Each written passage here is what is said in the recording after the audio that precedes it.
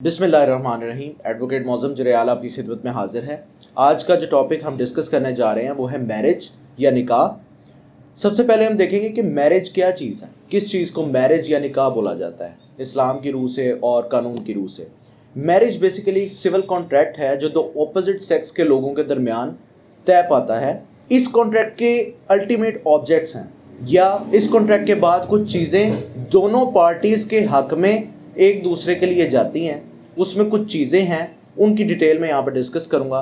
First of all, पहला object जो marriage का है वो ये है कि पार्टी जो है किसी भी किस्म की इलीगैलिटी या फाउलनेस या इमोरलिटी से दूर रहें, ताकि एक लेजिटिमेट रिश्ता जो है वो उन दोनों की नीड्स को पूरा कर सके और राइट्स एंड ड्यूटीज़ को सिक्योर किया जा सके। सेकंड, इसका ऑब्जेक्ट जो है ये इंसानी नस्ल को आगे बढ़ाने का जो अमल है उसको लेजिटिमेट कर लिया जाए।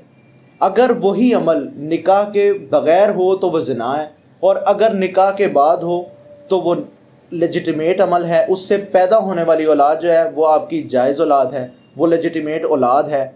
और उस निकाह के बाद पैदा होने वाले बच्चे का निकाह के कॉन्ट्रैक्ट की वजह से कुछ राइट्स उसके साथ अटैच हो जाते हैं जो वो अपने साथ लेकर पैदा होता है, जैसे कि विरासत के राइट्स हैं। आगे चलकर हम देखेंगे कि निकाह के लिए लॉ में क्या क्या चीज़ें इम्पॉर्टेंट हैं और जिसे हम कह सकते हैं इसेंशियल्स ऑफ वैलिड मैरिज, या निकाह सही के क्या इसेंशियल्स हैं, और क्या चीज़ें हों तो निकाह सही होगा, क्या चीज़ें लैक करें तो निकाह बातिल या फासिद होगा। बेसिकली निकाह को हम तीन चीज़ों में, तीन कैटेगरीज़ में या तीन जगह पर क्लासीफाई कर सकते हैं। फर्स्ट है वैलिड मैरिज, जिसे हम निकाह सही बोलते हैं। दूसरा है इर्रेगुलर मैरिज, जिसे हम निकाह फासिद बोलते हैं। और तीसरा है वॉइड मैरिज, जिसे हम निकाह बातिल बोलते हैं। तो हम निकाह सही को यहाँ पर डिस्कस करेंगे। किन चीज़ों पर हम अमल करें तो वो निकाह वैलिड तस्वर होगा। उर्दू में उसको या इस्लाम की रूह से या शरीयत में उसे निकाह सही का नाम दिया जाएगा। निकाह सही में पहला जो पॉइंट है या पहला जो इसेंशियल है जिसको हम डिस्कस करेंगे वो है इजाब और कबूल। इंग्लिश में इसे हम कहते हैं, या लॉ के बुक्स में इसे हम कहते हैं ऑफ़र एंड एक्सेप्टेंस। बेसिकली ये पार्टीज़ में होने वाले कॉन्ट्रैक्ट से पहले की चीज़ है, जब एक पार्टी दूसरी को निकाह के लिए ऑफ़र करती है और दूसरी उसको एक्सेप्ट करती है। और लॉ में इस चीज़ को, इस्लामिक जुरिस्प्रूडेंस में इस चीज़ को एक इसेंशियल के साथ और अटैच किया गया है, जिसे कहते हैं this should be happen in same मजलिस, इन सेम वन मजलिस। इसको एक मजलिस में एक ही टाइम में इजाब और कबूल का होना ज़रूरी है, तब निकाह को वैलिड तस्वुर किया जाएगा। अगला पॉइंट जो निकाह सही के लिए जिसको मैं डिस्कस करना चाहूँगा वो है कम्पिटेंसी ऑफ द पार्टीज़, या अहलियत उन पार्टीज़ की जो निकाह के कॉन्ट्रैक्ट में एंटर हो रही हैं, यानी मियाँ और बीवी, उनकी क्या अहलियत होनी चाहिए। मेनली इसमें दो ही चीज़ें हैं, एक ये कि दोनों पार्टीज़ मेजर हों यानी बालिग हों, और दूसरी ये कि वो साउंड माइंड हो, यानी वो अपने अच्छे और बुरे का तसव्वुर और अच्छे और बुरे की समझ बूझ अपने दिमाग से समझ सकते हों। यानी इसमें इसकी वजह एक और भी है, जो तीसरा पॉइंट मैं डिस्कस करूंगा वो इसके साथ अटैच है। अच्छे और बुरे की समझ इसलिए होना ज़रूरी है निकाह के लिए कि जो इस्लाम ने इसमें शर्त रखी है वो फ्री कंसेंट की या आज़ाद मर्ज़ी की रखी है। लड़के और लड़की की आज़ाद मर्ज़ी होना विदाउट फोर्स, विदाउट कोर्शन बहुत ज़रूरी है निकाह के लिए। अगर किसी का निकाह ज़बरदस्ती किया जाए, लड़के के साथ या लड़की के साथ किसी भी सूरत में अगर ज़बरदस्ती की जाए और उनका निकाह कर दिया जाए, वो निकाह सही तस्वुर नहीं होगा, वो वैलिड मैरिज तस्वुर नहीं होगी, वो मैरिज बातिल तस्वुर होगी। यानी उसकी इस्लाम में, शरीयत में और पाकिस्तान के कानून में कोई वैल्यू नहीं है। अगला जो पॉइंट है वो औरत से रिलेटेड है, और औरत के लिए डावर की रकम या रकम महर की रकम का ज़िक्र इस्लाम ने बहुत ज़्यादा फोर्सफुली या वॉसिफोरसली इसका ज़िक्र किया है। और अल्लाह ताला ने सूरह निसा में भी फरमाया कि अपनी औरतों को महर अदा करो।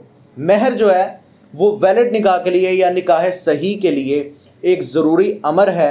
एक ज़रूरी इसेंशियल है और वैलिड या सही निकाह के लिए ज़रूरी है महर की रकम प्रॉम्प्ट हो या डेफर्ड हो, यानी फौरी अदा करनी हो या बाद में बीवी जब मांगे बीवी की डिमांड पर अदा करनी हो, वो अदा करना ज़रूरी है और इसका निकाह से पहले तय किया जाना भी ज़रूरी है। अगला जो पॉइंट यहाँ पे डिस्कस करना का है निकाह सही के लिए, वो है गवाह या विटनेसेस। यहाँ पर एक कॉन्ट्रडिक्शन आती है शिया लॉ और सुन्नी लॉ के दरमियान।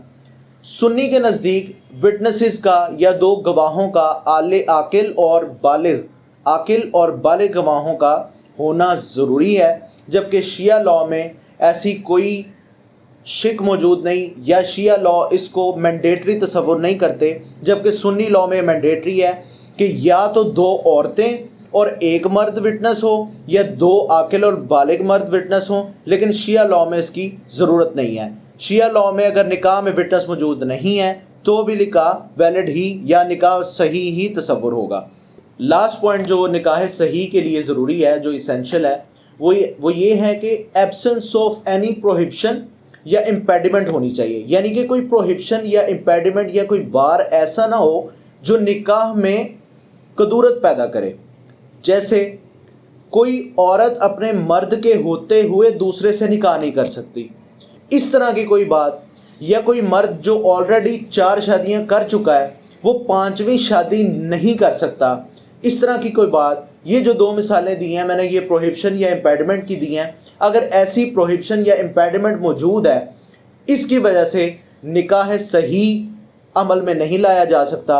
पहले इसको ठीक करना पड़ेगा। अगर औरत की सूरत है तो औरत को अपने पहले शोहर से तलाक लेनी पड़ेगी, और अगर मर्द की सूरत है तो मर्द को पहली 4 बीवियों में से एक को छोड़ना पड़ेगा, फिर वो 5वीं के साथ निकाह कर सकता है। तो इस वीडियो में मैंने निकाह सही के बारे में आप लोगों को बताया कि वैलिड मैरिज या निकाह सही क्या होता है, या ऑर्डिनरी जिसको आप मैरिज कह सकते हैं, उसका क्या तरीकाकार है और उसके क्या एसेंशियल्स हैं। मैरिज के मज़ीद टॉपिक्स हैं जिसमें क्लासिफिकेशन ऑफ मैरिज होगी, निकाह बातिल और निकाह फासिद के बारे में मैं बताऊंगा कि वो किस किस्म के निकाह हैं और उनमें क्या कदूरतें हैं। उनकी डेफिनेशंस और क्लासिफिकेशन के बारे में अगली वीडियो के लिए वेट कीजिएगा। तब तक के लिए मेरा चैनल सब्सक्राइब कीजिएगा, वीडियो को लाइक और शेयर कीजिएगा। अल्लाह हाफ़िज़।